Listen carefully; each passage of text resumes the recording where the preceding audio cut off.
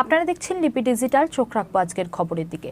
পশ্চিম মেদিনীপুরের গেট বাজারে বিধ্বংসী আগুন, অগ্নিদগ্ধ হয়ে মৃত এক শিশু। দেখুন বিস্তারিত।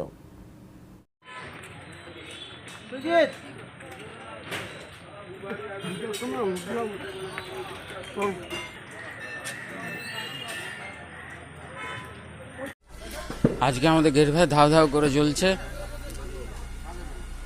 আগুন লেগেছে 3:20-25 দিকে। দেখুন কি অবস্থা, সিলিন্ডার সব ফেটে গেছে, মানুষ হাহাকারের অবস্থায় পড়ে গেছে। দমকল খুব দেরি করে আসলো, না তো এত ক্ষতি হতো না। দমকলকে অনেকক্ষণ খবর দেওয়া হয়েছিল। দেখছেন দাও দাও করে অবস্থা, দেখছেন জ্বলছে কেমন।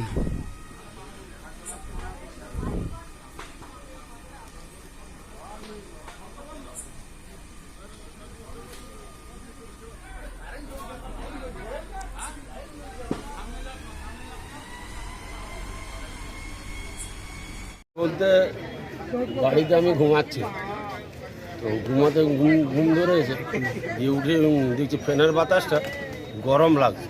গরম কিনে লাগছে আগুনের মতো। তখন আমি কপাট খুলে বেরিয়েছি, কপাট খুলে বেরিয়ে দেখছি পুরা ধাও ধাও ধাও ধাও আগুন জ্বলছে। পরপর দোকানগুলোতে হ্যাঁ, পুরা জ্বলছে। তখন তার করার কিছু নেই। তখন উঠে ওই বাচ্চাটা আর আমি করে ওইখানটায় দাঁড়িয়ে আছি, আগুন দেখছি।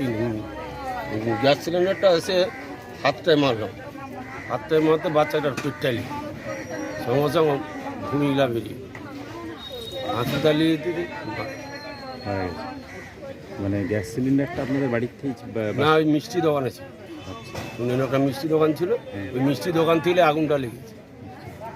যে বাস্ট হয়েছে ওখানে? হ্যাঁ, ছিটকে এসে আপনার হ্যাঁ, নাতি? আমি ছিলাম আর লাতির আছে। নাতির কি নাম, বয়স কত, কোন ক্লাসে পড়তো? বয়স 8 বছর। কোন ক্লাসে পড়তো?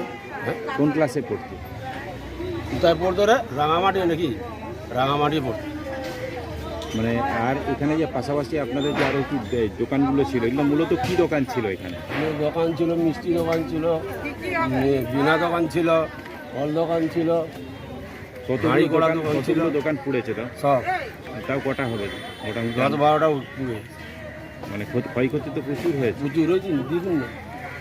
আবার কিছুই নেই, মানে সব থেকে বড় যেটা ক্ষতি হচ্ছে বাচ্চার বাচ্চাটাই ক্ষতি। রাঙামাটি পড়তো। হ্যাঁ, ঠিক বলে। কী নাম আপনার? আমার নাম টুলু রান। আপনার নাতি? হ্যাঁ।